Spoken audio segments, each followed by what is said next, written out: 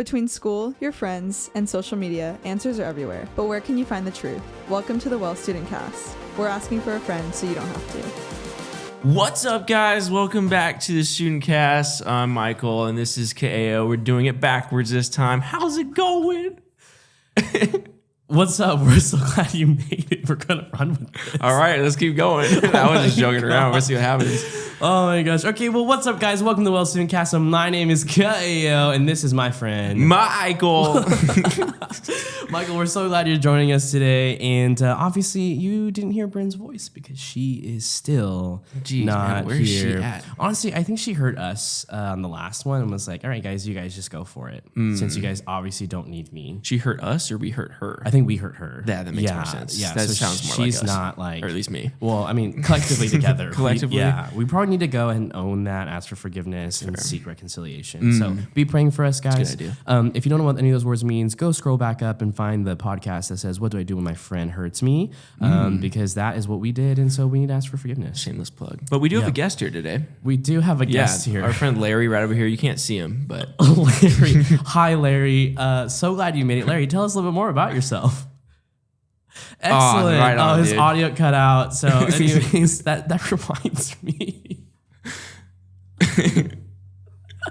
that Larry had a question. Larry did have our a question. friend Larry had a question. And because obviously here at this podcast, we ask the questions so you don't have to. Yep. And the question is, hey, Michael, how do we find a mentor? Ooh, how do we find a mentor? That's a good question. First off, I think we need to ask, like, why do I need a mentor? And maybe even before that, We should ask probably what is a mentor. What is a mentor? Yeah, so Bryn always, her friend is Miriam, and so we're going to check what Miriam said. my aunt? Your aunt's name is Miriam? Yeah, Aunt Miriam. Wow, that's pretty cool. pretty rad. That's awesome. Are we asking her? Yeah, she's I'm working. gonna text her right now.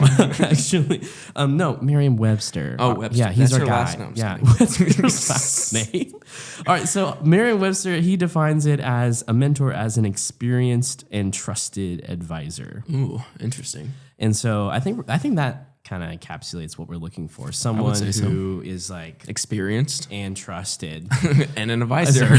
That's what they do. They give you advice. They kind of point you in the right direction. Yeah, They're okay. like, okay, hey, here's what's happening in my life. Like, I don't know what to do. And they're like, okay, well, like, I've kind of been there before. I have those experiences. And so, like, here's maybe like my input. I'm not telling you what to do, but here's just some like wisdom that they kind of throw down. That's real. I agree. Mentors are really instrumental in just the way that we live our lives. But then why do we need them in the first place, Michael? Because we don't know what we're doing. I don't know what I'm doing. Honestly, no one knows what they're doing. Do you have a mentor? But they're just further along than us. So I do have a mentor. There was this meme I recently saw where it was like when I finally turned 30 and I realized that all the 30-year-olds when I was younger didn't have their life put together. And it's like, yeah, we're all faking it until we make it. I think that happens at every decade too. They're like, oh, now I'm 40. And the 40-year-olds also didn't have their life together. I remember when I was like, oh, I'm finally going to hit 25. And like, This is it. wow. And then you're like, my life is still in shambles. That's funny. Yeah, well, I think the mentor, having a mentor is great just because, I mean, they may not have their life put together with where they're at or like completely figured out, but they've been where you're at, you know? Yeah, that's and true. so they've been through what you're going through. They've had those experiences and maybe they made the wrong choice, but they know what the right choice is because of that, because they made the wrong choice, that sort of thing. So, That's yeah. cool. So do you have one? I do Michael? have one, yes. Nice. His name is David Haas. Oh. Yeah, he's pretty sick. I'm a big fan He of kind him. of looks like you. He kind of does. He also played baseball, so Wow. yeah, we get along pretty well. Well, so like, what was like your like criteria for a mentor? Like, this person's actually like asking, how do we find one? How do we actually find one? Yeah, like what were you looking for in a mentor? Yeah, someone who looked like me, Talk like you. talk like me. Yeah, that sort of thing. No, It's just actually, a Jungle Book.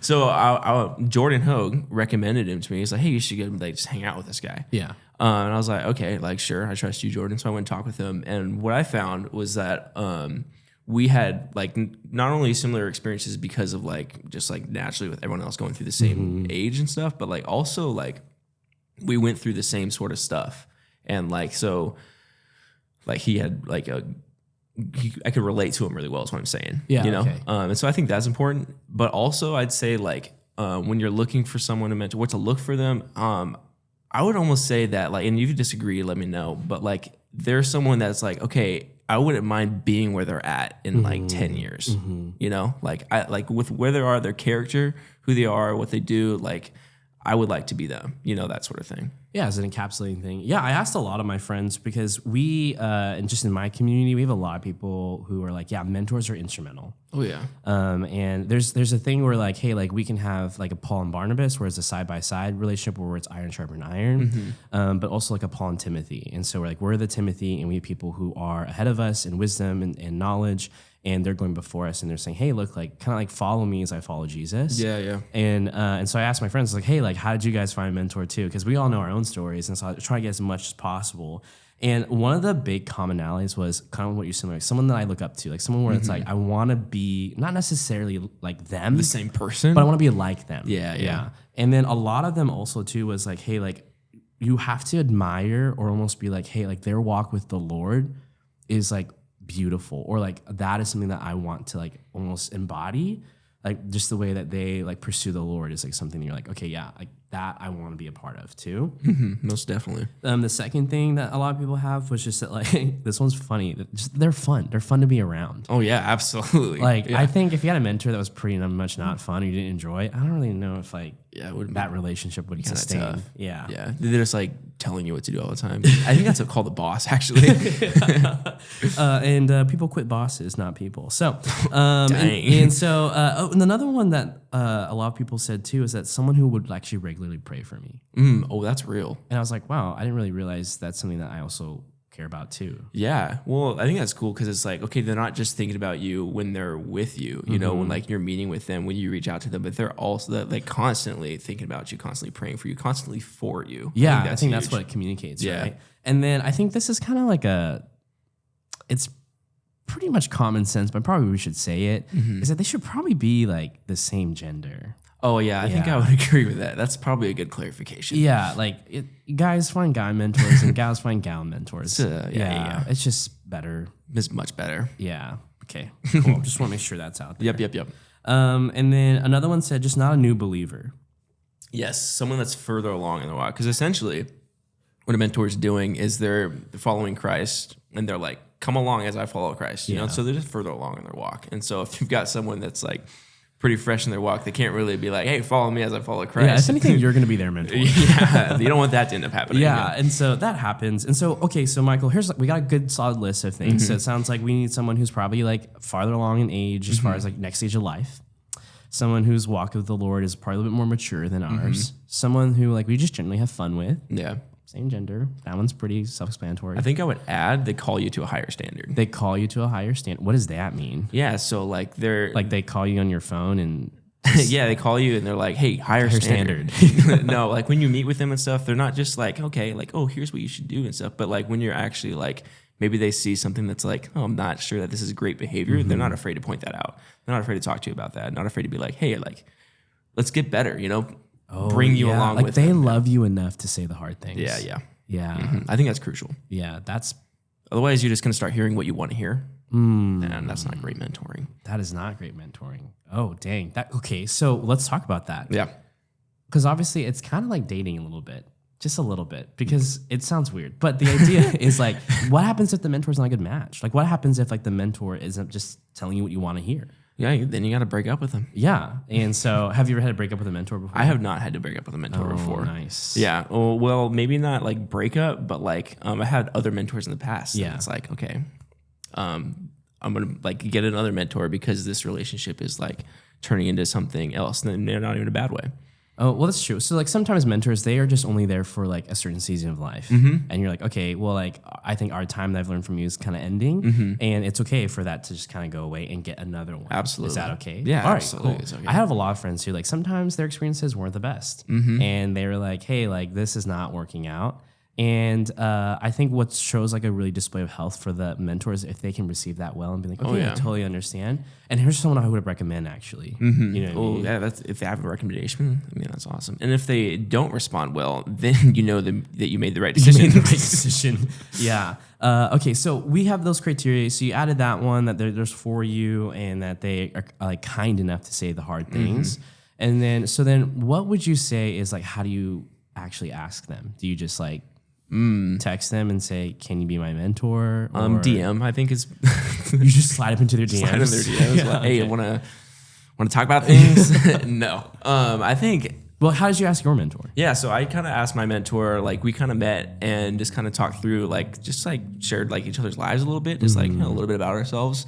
And then I was kind of like, hey, like, it's kind of funny. It's kind of similar to dating almost, where you're like, you realize you're like, okay, I'm enjoying this relationship and I'm going to set some expectations and stuff. And then I offered, we're like, hey, I'd love to like meet with you so often and just like kind of get your advice and like you kind of mentor me and that sort of thing. And then set expectations as in like what you're hoping to get out of that relationship. Yeah, I found that especially when I have a lot of students who ask for like either me or their life group leader or other adults to be mentors, they kind of walk in just be like, yeah, you should be my mentor. But there's like no expectation. What does that mean? Yeah, like how often do you want to meet? Yeah. Where actually do you want to grow? And I've got a question. Who actually determines that? Of like what? Like, like when someone like between the mentee and the mentor, who determines the expectations and like, okay, we're gonna meet this often. We're gonna set up this meeting and stuff. Like, I want to meet this time. Who determines that? I think it shows a lot for the mentee if they come to the mentor and say, hey, mentor, here is what I'm wanting to grow in. And ideally, I'd love to meet this amount of times. But I recognize that you have a family, you have a job, you have a career. And so I want to honor that. And so what makes sense to you? Yes, with completely. like with what I'm wanting to grow in. Yeah. If you don't know what you want to grow in, then they don't really know what they can help you with. It's real. So they're just gonna be like, it's just free lunch for you. You know what I mean? And so like you as a mentee don't want to feel like you're a waste of time for the mentor. Yeah, so, definitely. Yeah, and I'd say like I think something that people run into and I've run into when asking a mentor to mentor me is like I'm like, oh, I don't want to be a burden on them. I don't want to like I know you've got a busy schedule and stuff. Like I don't want to like disrupt that and stuff. But like they're adults. They can say no. Yeah. You know? And so and it's like it's a health sign if they do say like, hey, actually like I can't do that often, but here's what I can do. Yes. So yeah, my mentor is very busy. I think he's a family of like 4, and his job is kind of insane, especially around December and January. And I remember processing the same thing, being like, I don't want to be a burden, but like also my life's in shambles right now. And so I remember just being like, hey, like I know that you have a lot going on. If we could just like have a phone call for 15 minutes, that'd be great. yeah. And then he'd say, actually, I have 30. And can I call you like tomorrow at like this time? And that just meant that like that meant a lot to me because it's like there's like value there, and there wasn't like I'm too busy, you know. And so you almost have to like trust the fact that your mentor's still for you, even though they have other things going on. Yeah, that's real. And so I would rather kind of what you said, like let them tell you no, don't say no for them. Yeah, and that's the same thing about even asking for a mentor. Like sometimes you're like, oh, like. You know, like Brad Bell, really busy, you know, got a lot of things going on. Yeah, let's all go ask Brad to be our mentor. And like, there's just a lot, you know, so I'm just not going to ask him. I think that's just unfair. You're robbing them of an opportunity. Yeah. And I would rather you just like be bold and let them tell you no. This isn't a rejection. Is that a rejection on you as a person if they say no to you, Michael? No, I don't think it's rejection on you as a person. I mean, they could just actually be insanely busy. And really what they're doing is they're being kind. Yeah. Because they know that they wouldn't actually be able to care for you the way that you need to be cared for. And so they actually like want the best for you by offering you someone else by saying no. That's good. Wow, that's really good. So I do have one like caveat. So Michael, you were like someone who's like, you know, like pretty similar to you, have fun. My mentor is the direct opposite. I'm glad you brought this up. Yeah, tell me more. Because very similar to what you said, where you're like, you don't want your mentor to tell you the things that you want to hear. And so I, just the way I'm wired, tend to talk in like really long stories. It's high emotional base. And my mentor is like short and to the point, very direct. You know, he was like a former Marine, you know, in the military, you know, things like that. And I'm not, never even close to the Army or any of military things. And he actually balances me out a lot. And honestly helps me like filter a lot of things that I don't know if I would have been able to like filter or even process if my mentor was very similar to me. Yeah. And so I think you kind of have to figure out like what works for you, you know? Oh, definitely. And I even told him, I was like, hey, look, I tend to hide behind long stories. And he was like, great, I don't like long stories. That's amazing. And so like that really benefited me. And he's my mentor for like 4 years now. And so it's someone I run to when like it's just not okay or when things are going great too. That also reminds me, Michael, are mentors only there for bad times, like hard seasons? That's it. Great. No, cool. Not true. They're not just there for bad seasons. No, they're there for like all the times. And if they can't, like if they don't know how to care for you in the good times, they're not going to be able to know how to care for you in the bad times. That's real. Yeah. That's really good. Give you advice and stuff like that, you know. That's cool. Okay, so I think we've hit on the criteria of like what we want in a mentor, what happens if mentors don't go so well, and honestly, it's okay that if they're a little bit different than you. Yep. So if I have a person or a listener who's like, okay, all right, I get it, but like, how do I even start? What do I do? What would you just encourage? Or maybe they're like, I don't know if I need a mentor right now. What would you say? I would say you need one. Nah, look, I don't know who you are. I don't know where you're at, but I would say you need one no matter who you are, no matter where you're at, because I mean, it's not going to hurt. Yeah. You know, it can only help. And so, yeah, I mean, what would I say to them if they're like, I don't know if I really need one. I'm not sure where to start, you know? Well, if you have a life group leader, it's a good place to start. Yes. You know? And if you don't have a life group leader, and you're like in student ministries, and finally join the life group, come on, Tuesday or Wednesday. But I mean, to start asking around, I think, ask someone that you trust. Maybe you're like, okay, I don't think that they need to be my mentor, or like it wouldn't work out. But maybe they know someone that's like, hey, like this person would actually be really great. They can point you in the right direction. Yeah. How did you find your mentor? I definitely asked around too. So I remember I was like, hey, like I think I asked Chris Schultz at the time, and I was just like, hey, like I'm looking for a mentor. And I like have a couple guys in mind, but I was wondering, do you have any other people on your list that like you knowing me would be beneficial for me as well? And then that's how Dan got on the list as well. And then I just texted him and said, hey, like, can we get coffee? I want to chat. And that's kind of how it went from there. But I did ask for other recommendations. So Dan wasn't the only one on my list. Yeah, gotcha. I also have like mentors for different parts of my life too. That's real. Like, I don't really know, like, I don't know if that's the same thing for you, but like I have a mentor like for ministry. I have a mentor for like my life in general. I have a mentor for like relationships. Yeah, like mentor. Like like I feel like you can have more than one mentor. Right? It is legal. There's not a cap. Oh, nice. That's good to know. Actually, you probably shouldn't have like 100. Yeah, it'd be hard. But imagine. It's just like, you're just on Instagram. Actually, we're starting to talk about like this stuff. We're talking about sports now, so I need to go. I need to go to my other mentor. Yeah, thank you. That's what I was trying to say. No, you definitely have more than one mentor in different areas of your life, because the reality is like you could have just already connected with someone about like a certain topic, and it's like, okay, if for me to start talking about this with someone else, like there'd have to be a lot of backstory and stuff, and like actually it's just easier to talk to them about this right now. So I'm gonna start talking to them about this right now. Yeah. Or like this person's really developed in this area, like you said, you have a ministry kind of mentor. Yeah. It's like, okay, well, I'm gonna talk to my ministry mentor about like this kind of like pastoring kind of stuff.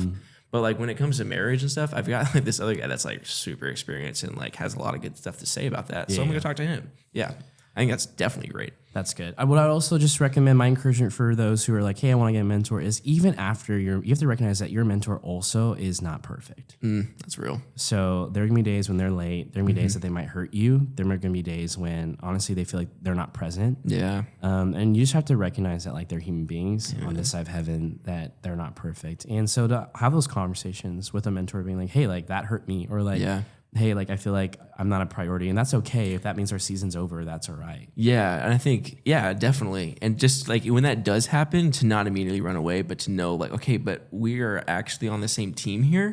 We're both for me. And so we're both one of the best for me. And so like when the conflict does come, like it's actually really good for that relationship, because it's like, okay, well, I'm going to help them understand how they can care for me more. Yeah. So I actually had a mentee tell me like, hey, K, I feel like you're not as present and available for me. And I said, I'm so sorry. I had no idea. Would you give me another chance to be able to rectify that? And would you forgive me? And ever since then, it was a better relationship after. Sometimes they just didn't know. So I encourage you, have those conversations, find a mentor. If you don't know who to find another trusted adult and see, hey, like, would you recommend anyone?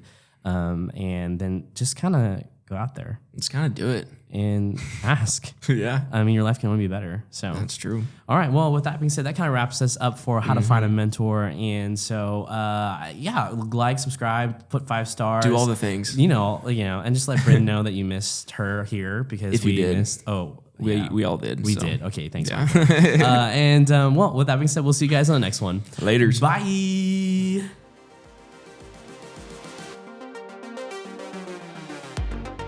Thank you for listening to this episode of the Well StudentCast. As always, don't forget to subscribe and tell your friends about us. For more information about the Well Student Ministries, visit thewellcommunity.org/students.